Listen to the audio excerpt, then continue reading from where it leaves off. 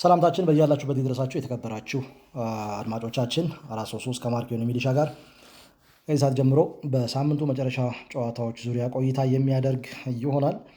ቼልሲ ኤቨርተንን 2-0 ያሸነፈበት የእንግሊዝ ፕሪሚየር ሊግ ጨዋታ ከቀዳሚዎቹ መካከል አንደኛው ነው። ሊቨርፑል ወደ አሸናፊነት የተመለሰበት፣ ብራይተን ኤንድ ሆቭ አልቢዮንን 2-0 ያሸነፈበት ጨዋታ ነው። እንደዚሁም አርሰናል ወልቭስን 2-1 ያሸነፈበት ጨዋታ የበለጠ ትኩረትን ከሚስቡና ብዙ ድራማዊ ክስተቶች ከተመለከትንባቸው ጨዋታዎች መካከል ይጠቀሳል። ማንቸስተር ሲቲ ከሜዳ ውጭ ክሪስታል ፓላስን 3-0 በሆነ ውጤት ያሸነፈበት ጨዋታን እንመለከታለን። እንደዚሁም አስቶን ቪላ ከሜዳ ውጭ ዌስትሃም ዩናይትድን 3-2 በሆነ ውጤት አሸንፏል። የታይን ዊር ደርቢ በሳውዛምተን 1-0 አሸናፊነት ተጠናቋል። ወትሮ ጎል ሲያስቆጥር የምናውቀው ኒኮ ቮልትማደ ራሱ ላይ ጎል አስቆጥሯል። ትናንትና 10 ጨዋታዎች በሁለቱ ቡድኖች እርስ በርስ ግንኙነት አንድም ጨዋታ ኒውካስል ዩናይትድ ማሸነፍ አልቻለም።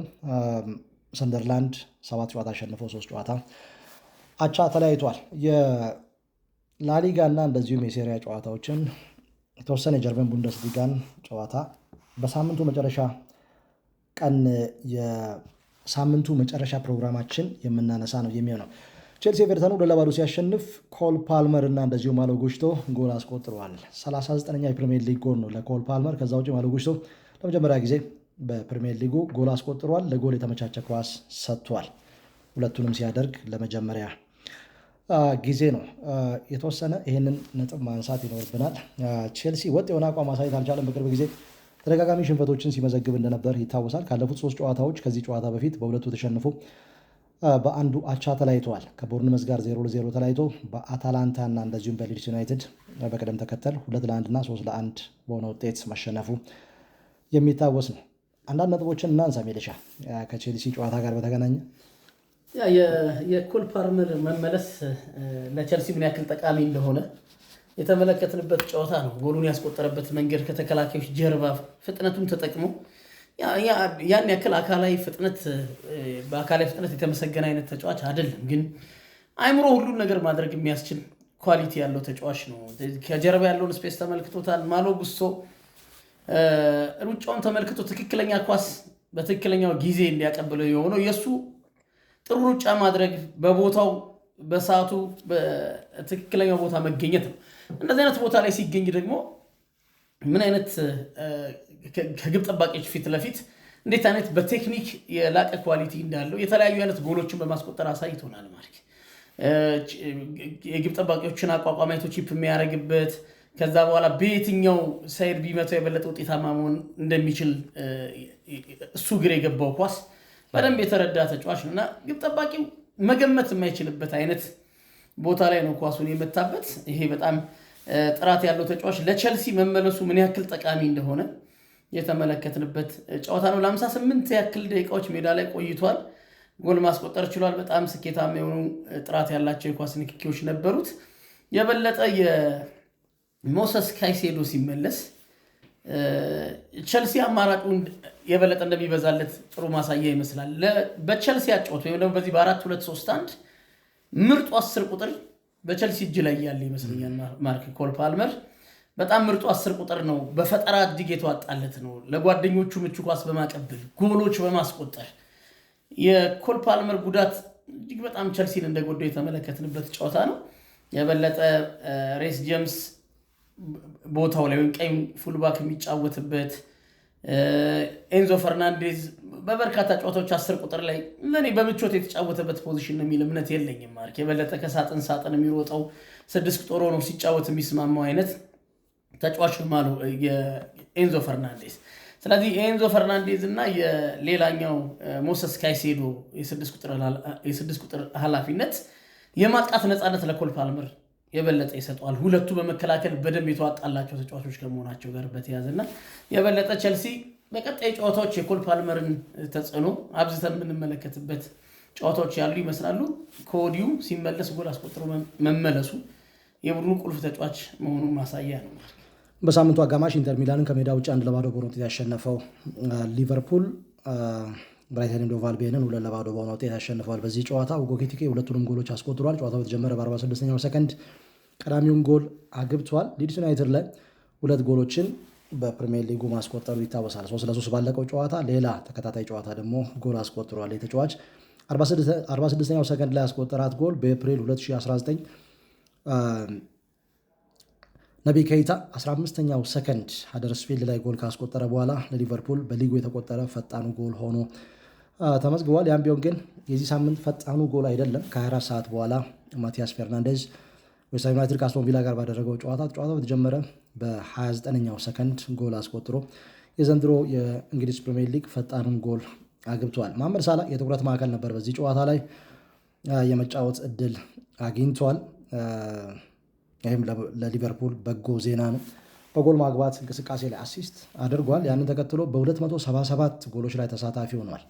188 ጎል 89 አሲስት በፕሪሚየር ሊግ የዌይን ሩኒን በ276 ጎሎች ላይ በሊጉ በመሳተፍ በአንድ ክለብ የነበረውን ሪከርድም ተጋርቷል። 183 ጎሎች ነበሩት ዌይን ሩኒ በማንቸስተር ዩናይትድ ቆይታው በፕሪሚየር ሊጉ። ከዛ ውጪ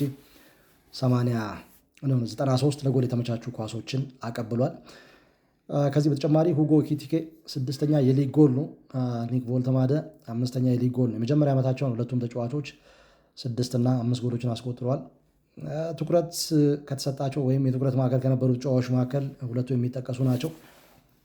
በሚችሉት መልኩ ኃላፊነታቸውን በሚገባ ለመወጣት እየጣሩ ነው ያሉትና ሊቨርፑል 2 ተከታታይ ጨዋታዎች በቅርብ ጊዜ ለማሸነፍ ተቸግሮ ነበር። አሁን ይህንን መፈጸም ችሏል። ምናልባት ሪያል ማድሪድ እና አስቶን ቪላን ካሸነፈ በኋላ ለመጀመሪያ ጊዜ ነው በ2 ተከታታይ ጨዋታዎች በሁሉም ውድድሮች ሲያሸንፍ ሊቨርፑል። ሁጎ ኤኪቲኬ እኔ ሪትሙን አለማጣቱ በጣም የሚያስመሰግን ይመስለኛል። ማርክ ጥሩ ነበር የጀመረው። ከዛ ከአሌክሳንደር አይዛክ መምጣት በኋላ ሪትሙ እንዲያጣ የሚያስገድዱ አይነት ውሳኔዎች ከአሰልጣኝ አርነ ስሎት ተላልፈዋል። ከተጠባባቂ ወንበር መነሳት፣ ከ9 ቁጥር ይልቅ በአንዳንድ ጨዋታዎች ከመስመር እንዲነሳ ማድረግ፣ እንዲህ አይነት ውሳኔዎችን አሰልጣኙ በማሳለፋቸው ምክንያት ጥሩ የጀመረው ሁጎ ኤኪቲኬ ሪትሙ ሊያጣ ይችላል የሚል ስጋቶች ነበሩ። ግን ተቀይሮ በሚገባባቸው ጥቂት ደቂቃዎች ያለውን ነገር ለቡድኑ ለመስጠት ያለው ተነሳሽነት፣ አሁን ደግሞ በቋሚ አስተላለፍ አሰልጣኙ ሲጠቀሙት ምን ያክል ጎል ለማስቆጠር ፍጥነቱን ለመጠቀም የማይቸገር ወጣትነቱ የሚያግዘው በቴክኒክ የላቀ በግንባር ጎል የሚያስቆጥር የተለያዩ አይነት የማጥቃት አማራጮችን ለቡድኑ የሚሰጥ ጥራት ያለው አጥቂ እንደሆነ በትክክል አሳይቷል። እንግዲህ የዚህ በሻምፒየንስ ሊግ ኢንተር ሚላንን ያሸነፉበትን የ4-4-2 ዳይመንድ ፎርሜሽን አሰልጣኙ ይጠቀማሉ የሚሉ ግምቶች ነበሩ። ግን ከዛ ውጪ ነው የተጠቀሙት። አሰልጣኝ አርነ ስሎት የአሌክሳንደር አይዛክን ተጠባባቂ አድርገው ሁጎ ኤኪቲኬን በቋሚ አስተላለፍ አስጀምረውታል። ለ78 ደቂቃዎች ያክል ሜዳ ላይ ቆይቶ 2 ጎሎችን ማስቆጠር ችሏል። ከጎሎቹም ባሻገር ግን ማርክ በጣም ጥሩ እንቅስቃሴዎች ነበሩት። ሁጎ ኤኪቲኬ ሞቢሊቲው በጣም ጥሩ ነው፣ ፈጣን ነው፣ ከኳስ ጋር ምቹ ነው፣ ድሪቭሉ በጣም ስኬታማ ነው። ይህን ሁሉ ኳሊቲ ያለውን አጥቂ ተጠባባቂ ወንበር ላይ ማስቀመጥ ሊቨርፑል ምን ያክል ሊጎዳው እንደሚችል በሚያገኛቸው እድሎች የበለጠ እያሳየ ያለ ይመስለኛል። በጎን እድል ተጠቅሞበታል ነው አሰልጣኝ አርነ ስሎት። እኔ እርግጠኛ አይደለሁም ማርክ። በጎ እድል አሌክሳንደር አይዛክ መጥፎ የክረምት በማሳለፉ የሁጎ ኤኪቲኬ ጥሩ መጀመር ወይም ደግሞ ተጫዋቹ ጥሩ ኳሊቲ ያለው ተጫዋች መሆን አሌክሳንደር አይዛክን ከጫና ነፃ ሆኖ በደንብ ፊት እስኪሆን ድረስ መጠበቅ የሚችሉበትን እድል አልተጠቀሙበትም የሚያስብል ፐርፎርማንስ ነው ሁጎ ኤኪቲኬ እያሳየ ያለውና አንዳንድ ሊቨርፑል ለተቸገረባቸው ጨዋታዎች እነዚህ አይነት ውሳኔዎች የራሳቸውን የሆነ አሉታዊ ተጽዕኖዎች ቡድኑ ላይ ፈጥረዋልና አሁንም ሁጎ ኤኪቲኬ ተጽዕኖ ፈጣሪ ተጫዋች መሆኑን ያሳየበት ጨዋታ ነው። መሐመድ ሳላህ ከጨዋታው በፊት ከዚህ ከኢንተር ሚላን ጨዋታ በፊት የነበሩ ግርግሮች ተፈተው ከአሰልጣኙ ጋር ተወያይቶ ለሚዲያ ምቹ ያልሆነው ሊቨርፑል ነበር ጨዋታውን የጀመረው። ጠንካራ ጨዋታ ነው። የፋቢያን ሁዝለር ቡድን ጠንካራ ተጋጣሚ ነው ብራይተን። ስለዚህ ከዛ አንጻር ችግሮችን ይዞ ወደ ሜዳ መግባት አልነበረበትም ሊቨርፑል። ስለዚህ ችግሮችን ለመቅረፍ ሞክረዋል። ተቀይሮ በጊዜ ነው ወደ ሜዳ የገባው መሐመድ ሳላህ 26ኛው ደቂቃ ላይ የጆ ጎሜዝ ጉዳት ነው ወደ ሜዳ እንዲገባ ምክንያት የሆነው። ብዙ የጠበቀ ሰው አልነበረም፣ ምክንያቱም የተጎዳው ተከላካይ ነው። ስለዚህ ተከላካይ ላይ ቅያሪ ለማድረግ ይወስናል የሚል አይነት እይታዎች ነበሩ። ግን በመሐመድ ሳላህ ቦታ ጨዋታውን የጀመረው የቀኝ አጥቂው ነው። ጨዋታውን የጀመረው ዶሚኒክ ሶቦስ ላይ ወደ ኋላ እንዲመለስ ከመስመር አጥቂነት ወደ መስመር ተከላካይነት እንዲመለስ አድርገው ነው እሱን ቀይረው ወደ ሜዳ ያስገቡትና ከዛ በኋላ አሲስት ማድረግ ችሏል። ወደ መልበሻ ቤት ሲገባ በጣም ይሄ ተከፍቶ ወደ ብሔራዊ ቡድን ሊመጣ ይመስል ነበር መሐመድ ሳላህ ከችግር ጋር። ይሄ ለግብጽ ብሔራዊ ቡድንም ጠቃሚ አልነበረም ማለት አእምሮአዊ ጉዳይ። ግን ወደ መለብሻ ሲገባ የነበረው ደስታ ስንብቱ ከደጋፊው ጋር ወደዚህ ወደ ሞሮኮ መምጣቱን እንግዲህ የመጨረሻ ጨዋታውን ያደረገውና ሲመጣ ደጋፊው ጋር የነበረው ድባብ መልበሻ ቤት እሱ የነበረውን ስሜት ስትመለከት ለሊቨርፑል ከ3 ነጥብ ባሻገር ሌሎች በጎ ነገሮች የተመለከትንበት ጨዋታ ማለት ይችላል። አርሰናል ከወልቭስ እጅግ በጣም ድራማዊ ክስተት የተመለከትንበት ጨዋታ ነው። 20 ደቂቃዎች እስኪቀሩ ድረስ ጎል አልተቆጠረም ነበር። አርሰናል ጎል አስቆጠረ። ኦን ጎል ግብ ጠባቂው እጅግ በጣም ጥሩ ጊዜ ነበረው።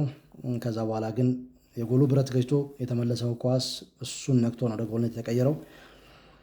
በአንድ አጋጣሚ የአርሰናል ተጫዋቾች የመልሶ ማጥቃት እንቅስቃሴውን ለማቆም ያደረጉት ጥረት እጅግ በጣም አስገራሚ ነበር። በመጀመሪያው አጋማሽ በጣም ብዙ የ100 ሜትር ሩጫ ይመስል ነበር። ምናልባት ብራዚል ቱርክ 2002 ዓለም ዋንጫ ዴኒድሰን እና እነኛ የቱርክ ብሔራዊ ቡድን 6-7 ተጫዋቾች ያን ሞመንት የሚያስታውስ አጋጣሚ ነበር። ረዥም ርቀት ይመስለኛል ለአርሰን ወይም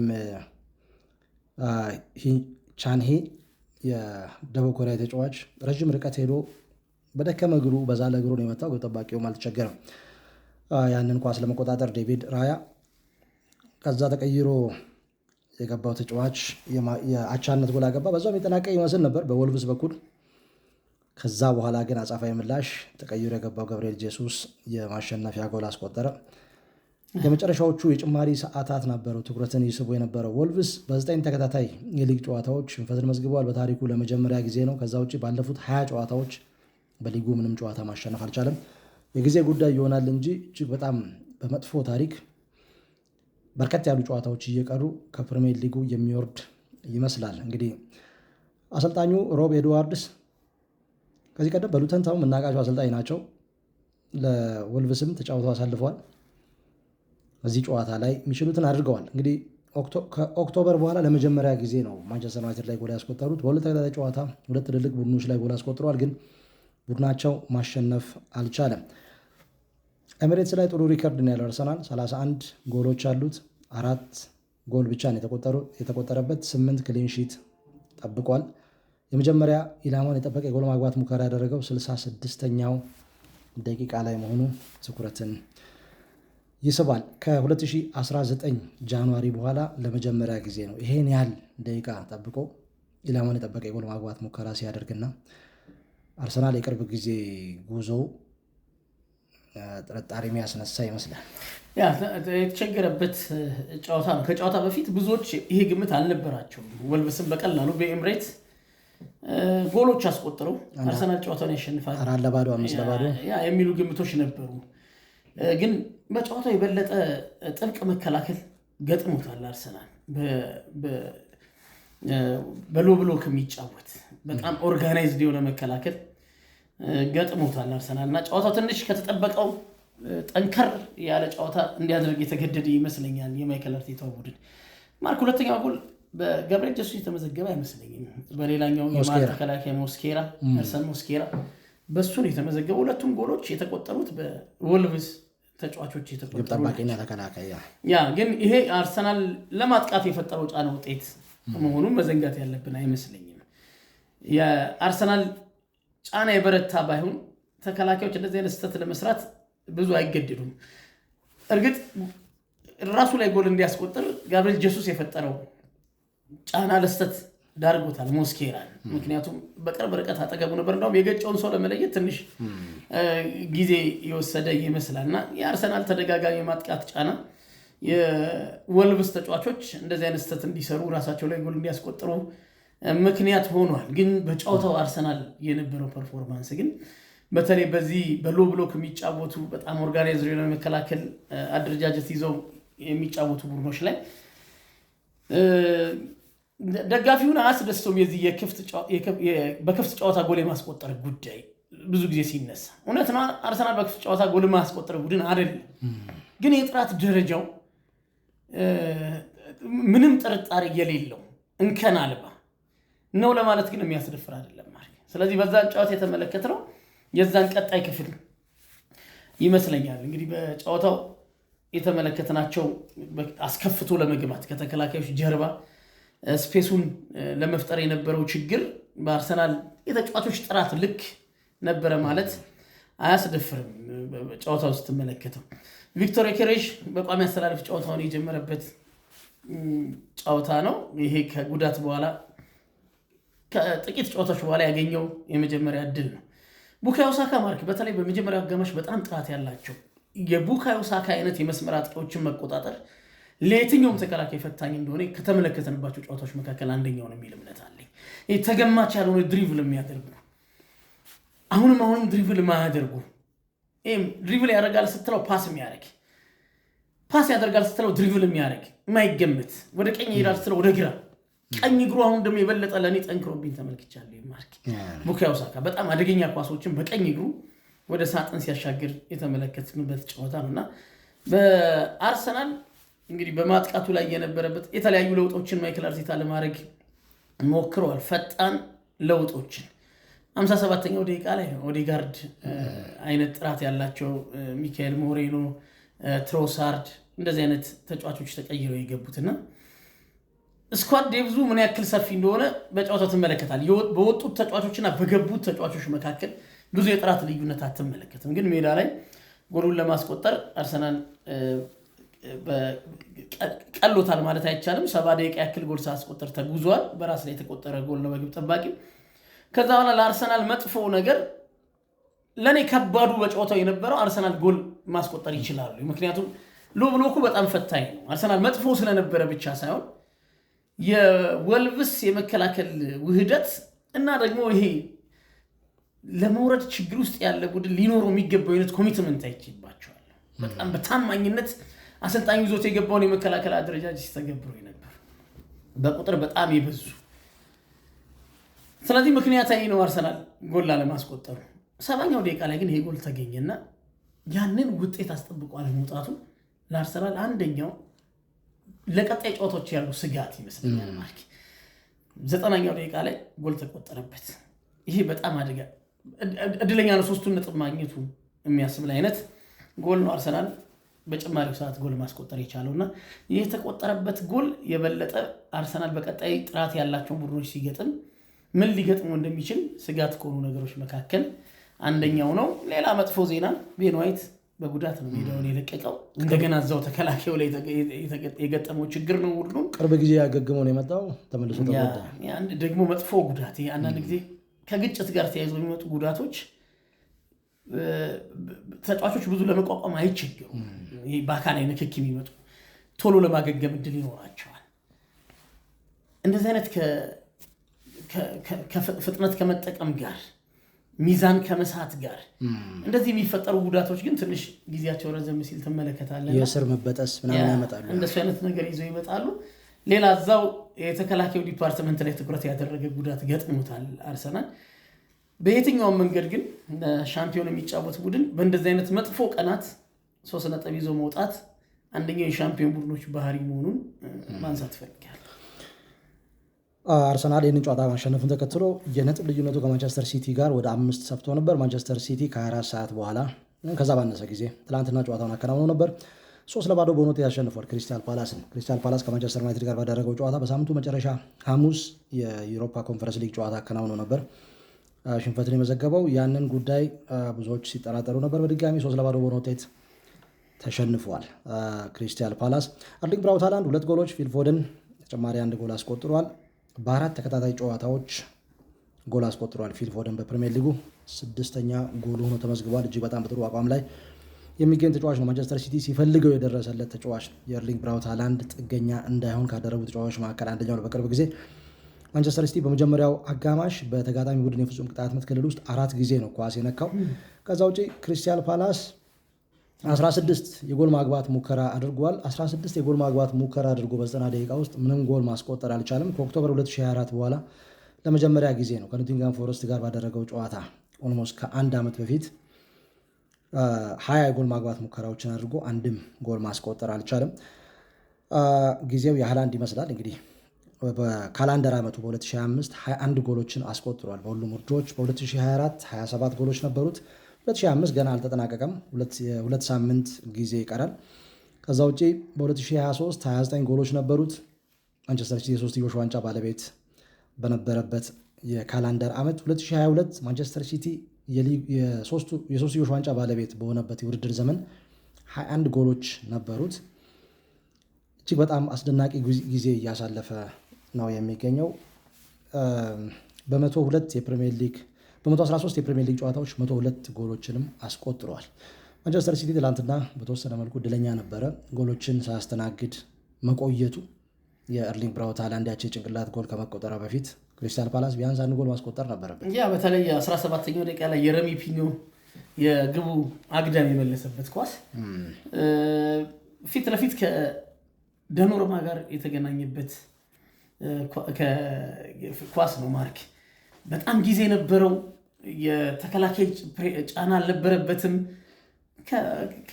ከማስቆጠር ውጪ ምንም ነገር በቃ እኔ በሱ ደረጃ በየረሚ ፒኞ ደረጃ እንዲህ አይነት ጥራት ያለው ተጫዋች እንደዚህ አይነት ክሊር ቻንስ ማምከን የክሪስታል ፓላስን ጨዋታ ያከበደበት ይመስለኛል። ገና እርሊ ነው፣ 17ኛው ደቂቃ ላይ ነው የክሪስታል ፓላስ ጎል ማስቆጠር የበለጠ የማንቸስተር ሲቲ ማጥቃት መከላከሉ ላይ አንዳንድ ስፔሶችን እንዲተው የሚገደድበት ጫና ውስጥ ይከተው ነበር። ክሪስታል ፓላስ ያንን አድቫንቴጅ እንዳያገኝ ያደረገው ኦሊቨር ግላስነር እንዴት እንደተበሳጩ በዛ አጋጣሚ ተመልክተናልና ማንቸስተር ሲቲ ግን ማርክ ዘንድሮ በጥርጣሬ የሚመጣ አይነት ቡድን ይመስል ነበር። እውነት ለዋንጫ ይፎካከራል የቡድን ወይስ የት ጋር ሊቆም ይችላል? ያለፈው ሲዝን አንዳንድ ከዛ የቀጠሉ የሚመስሉ ችግሮች የምናይባቸው 90 ደቂቃዎች እንደዚህ አይነት ነገሮችን ስንመለከት ነበር። እነዚህ 3 ተከታታይ ሳምንታት ግን ማርክ ይሄ ቡድን ሲሪየስ ለዋንጫ የሚፎካከር ቡድን እንደሆነ ምስክርነት የሰጡ ይመስለኛል። ቀመሩን ያገኘ ይመስላል። በትክክል ሪያል ማድሪድን በበርናባው ሄዶ አሸንፎ የመጣው ቡድን ቀጣይ ፊክስቸሩ በጣም ከባድ ነበር። እንደገና ከሜዳው ውጪ በሊጉ በጣም ጥሩ ጊዜ እያሳለፈ ያለውን ክሪስታል ፓላስ እና ብዙዎች ከዚህ ጨዋታ በተለይ አርሰናል ዋንጫውን እንዲያሳካ የሚፈልጉ የአርሰናል ደጋፊዎች ማንቸስተር ሲቲ ነጥብ ሊጥል ይችላል ብለው ከሚገምቱባቸው ስቴዲየሞች መካከል በአንደኛው ጨዋታ ለማድረግ የተገደደው ግን ጨዋታውን 3-0 ማሸነፍ ችሏል። ጎል አልተቆጠረበትም፣ ግን እድሎች አልተፈጠሩም ማለት በመከላከል ስተቶች አልነበሩም ማለት አይደለም። ከሌሎች ጨዋታዎች ይልቅ ግን ደኖርማ ብዙ ያልተፈተነበት ጨዋታ ነው ማለት እውነት ነው። እድሎች ተፈጥረዋል፣ ግን አንዳንድ ማንቸስተር ሲቲ ጎሎች በተቆጠሩበት ጨዋታ ደኖርማ በርካታ ኳሶች አድኖ ከአቅሙ በላይ የሆኑ ጎሎች ሲቆጠሩበት ነው የምንመለከተው። ትናንት የዛ አይነት ችግርም አልተመለከትንም።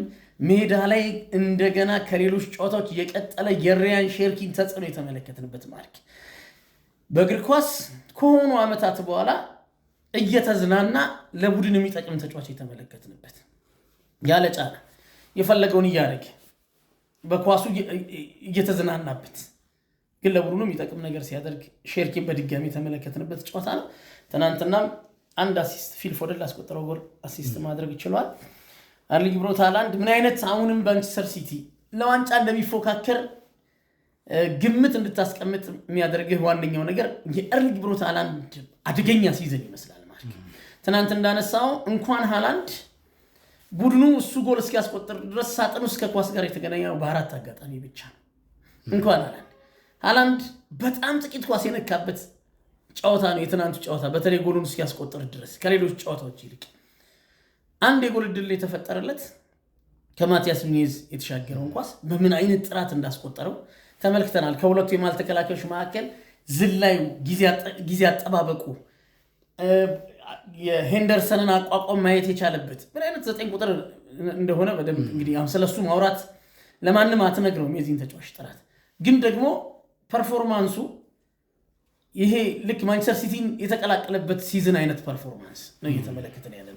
ስለዚህ ሲቲ በጨዋታዎች ጎል ማስቆጠር ላይ ቸገር ይችላል ማለት እሱ ፍጹም ጥሩ ሲዝን እያሳለፈ ከመሆኑ ጋር በተያያዘና ሌሎች የሲቲ ተጫዋቾች በጣም ጥሩ ጊዜ እያሳለፉ ፊል ፎደን ከመምጣቱ ጋር ሼርኪ አሁን በጣም ተጽዕኖ ከፍ እያለ የመጣ ተጫዋች ከመሆኑ ጋር በተያያዘ ማንቸስተር ሲቲ በጨዋታዎች ጎል የማስቆጠር እድሉ ሰፊ ነው። ስለዚህ ጎሎች የሚያስቆጥር ቡድን መከላከሉን እያሻሻለ ከመጣና ደኖሮማን የያዘ ቡድን መሆኑን ስደምርበት ማንቸስተር ሲቲ ሲሪየስ የዋንጫው ተፎካካሪ ቡድን መሆኑን ትናንትና ማሳየት የቻለ ይመስለኛል። ሌላው የዋንጫ ተፎካካሪ አስቶን ቪላ ከሜዳ ውጭ ዌስትሃም ዩናይትድን 3-2 በሆነ ውጤት አሸንፏል። ዌስትሃም ዩናይትድ በቅርብ ጊዜ ጥሩ መሻሻል ያሳየ ቡድን ነው። አንጻራዊ መሻሻል ካለፉት 11 የፕሪሚየር ሊግ ጨዋታዎች 10ኛ ድሉ ነው ትናንትና ያስመዘገበው። አስቶን ቪላ ያለፉትን 6 ተከታታይ ፕሪሚየር ሊግ ጨዋታዎች በድል ተወጥቷል። 18 ነጥብ ሰብስቧል። በዚህ ጊዜ እንደ አስቶን ቪላ 100% የማሸነፍ ንጻሬ ያለው ቡድን የለም። ማንቸስተር ሲቲ 15 ነጥቦችን ሰብስቧል ካለፉት 6 ጨዋታዎች። ኖቲንጋም ፎረስት 12፣ ኤቨርተን በተመሳሳይ 12፣ ቼልሲ 11 ነጥቦችን ሰብስበዋል። በሊጉ ደረጃ ሰንጠረዥ አናት ላይ የሚገኘው አርሰናል እንኳን ይህንን አይነት ፎርም ላይ አልነበረም ባለፉት 6 ጨዋታዎች።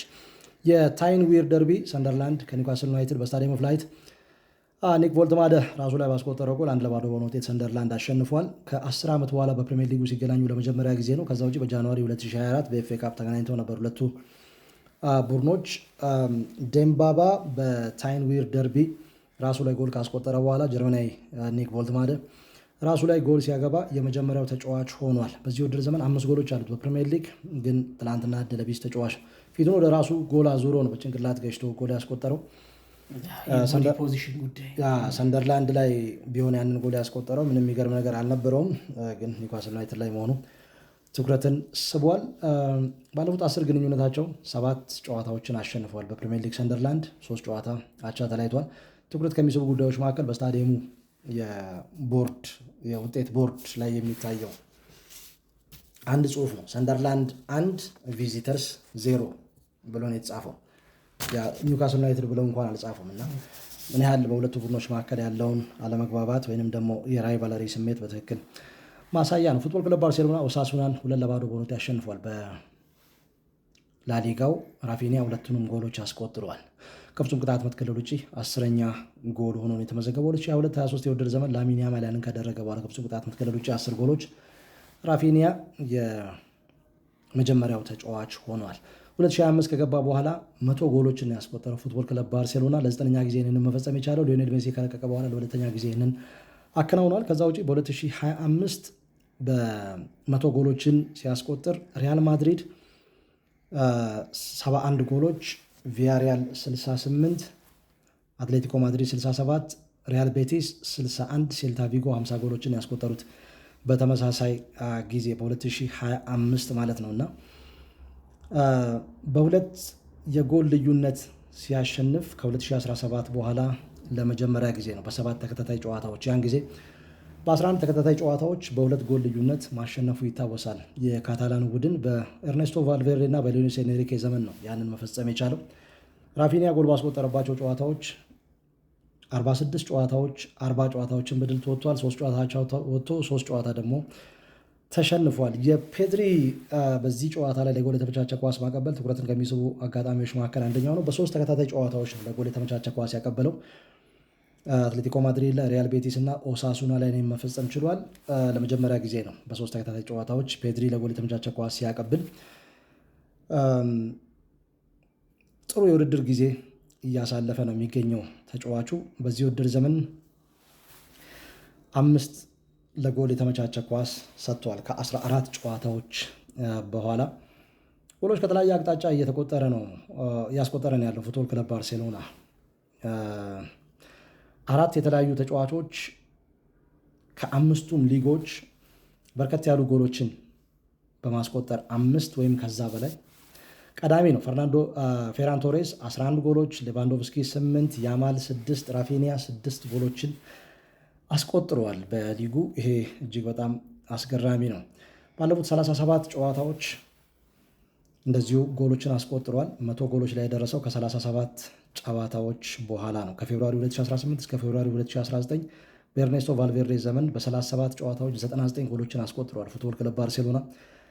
በመጀመሪያው አጋማሽ 13 የጎል ማግባት ሙከራዎችን አድርጓል። ከኦሳሱና ጋር 3ቱ ኢላማቸውን የጠበቁ 81 በመቶ የኳስ ቁጥጥርም ነበረው። በዚህ ጨዋታ ላይ በ4 ነጥብ ልዩነት እየመራ ነው ያለው። ያንን ውጤት አይቶ የገባው ሪያል ማድሪድ ትናንትና ምናልባት የዣቢ አሎንሶ የመጨረሻ ጨዋታ ይመስል ነበር። ከሜዳ ውጭ ከዲፖርቲቮ አላቬስ ጋር 1-0 መራ። ኪሊያን ምባፔ ጎል አስቆጠረ። ከዛ በኋላ 1 ጎል ሆኖ ሮድሪጎ ጎል አስቆጠረ። ኪሊያን ምባፔ 17 የላሊጋ ጎሎች ላይ ደርሷል። 13ቱ በክፍት ጨዋታ እንቅስቃሴ፣ 4ቱ በፍጹም ቅጣት ምት የተቆጠሩ ናቸው። የ4 ነጥብ ልዩነቱ አሁንም ቀጥሏል። ቪኒ ጁኒየር ትናንት የፍጹም ቅጣት ምት ማግኘት ነበረበት፣ ግን የዕለቱ አልቢትር ሳይሰጡ ቀርተዋል። ንክኪ ነበረው፣ ግን ስስ ንክኪ ነው ብለው ነው ያለፉት። ከዛ ባሻገር እንግዲህ የተከላካይ መስመሩ አሁንም ጉዳት ላይ ነው የሚገኘው። ቪክቶር ቫልዴፔኛስ የተባለ 19 ዓመት ወጣት ለመጀመሪያ ጊዜ ትናንትና ተሰልፏል በሪያል ማድሪድ በኩል በግራ መስመር ተከላካይ ቦታ ላይ። ዴቪድ አላባ በጉዳት እንደዚሁም አልቫሮ ካሬራስ እና ፍራን ጋርሲያ በቅጣት ምክንያት ያልተሰለፉበት ጨዋታ ነው። ሮድሪጎ ትናንትና ያስቆጠረው ጎል እጅግ በጣም አስገራሚ ነው። ኦልሞስት ጣጣውን ጨርሶ የሰጠው ቪኒ ጁኒየር ነው በትሪቬላ ፓስ። የመጀመሪያ ጎሉ ነው ከ27 ተከታታይ የሊግ ጨዋታ በኋላ ወይም ከ11 ወራት በኋላ። የመጨረሻ ጎሉ ጃንዋሪ 19 2015 ላስ ፓልማስ ላይ ተቆጠረ እንደነበር የሚታወስ ነው። እንግዲህ ትናንትና ቪኒ ጁኒየር ለሮድሪጎ የሰጠው ኳስ 11ኛ ለጎል የተመቻቸ ኳስ ነው ለአገሩ ልጅ ብቻ። ከዚህ ቀደም በርከት ያለ ለጎል የተመቻቸ ኳስ ለሮድሪጎ የሰጠው ሉካ ሞድሪች 5 ለጎል የተመቻቸ ኳስ ብቻ እንደነበር ይታወሳል። እንግዲህ ኪሊያን ምባፔ 17 ጎሎች እጅግ በጣም ጥሩ ጊዜያትን እያሳለፈ እንደሆነ በትክክል ማሳያ ነው። ባለፉት 25 ዓመታት ከ17 የላሊጋ ጨዋታ በኋላ 17 እና ከዛ በላይ ያስቆጠሩ ተጫዋቾች ሳሙኤል ኤቶ፣ ከዛ ውጭ ክሪስቲያኖ ሮናልዶ 4 ጊዜ፣ ሊዮኔል ሜሲ 3 ጊዜ፣ ራዳሜል ፈልካኦ፣ ዲየጎ ኮስታ፣ ካሪም፣ ኪሊያን ምባፔ በዚህ ረገድ ትኩረትን የሚስቡ ናቸው። ከ2014 በኋላ ይህንን ሲፈጽም በ17 ጨዋታዎች 17 እና ከዛ በላይ ጎሎች የመጀመሪያው ተጫዋች ሆኗል። በካላንደር ዓመቱ ያስቆጠረውም የጎል መጠን 56 አድርሷል። በ2025 ክሪስቲያኖ ሮናልዶ በ2013 59፣ በ2012 58፣ በ2014 56 ጎሎችን ያስቆጠረበት ጨዋታ ነው። የጣሊያን ሴሪያ ትኩረትን ስቧል። ኢንተር ሚላን ትናንትና አሸንፏል 2-1 በሆነ ውጤት ከሜዳ ውጭ ጄኖዋን።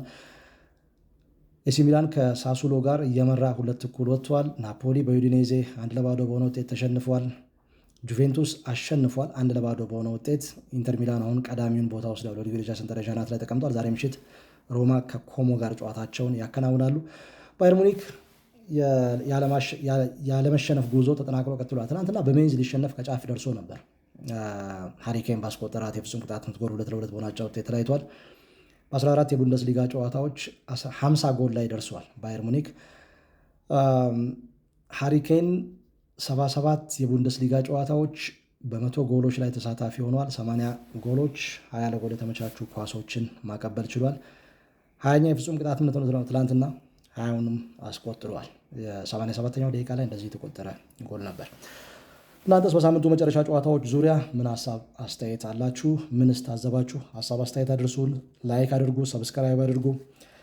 ከ433 ማርኬውን የሚሊሻ ጋር የበለጠ አዳዲስ መረጃዎችን በየቀን ወደ እናንተ የምናደርስ ነው የሚሆነው። ስላዳመጣችሁን ከልብ እናመሰግናለን።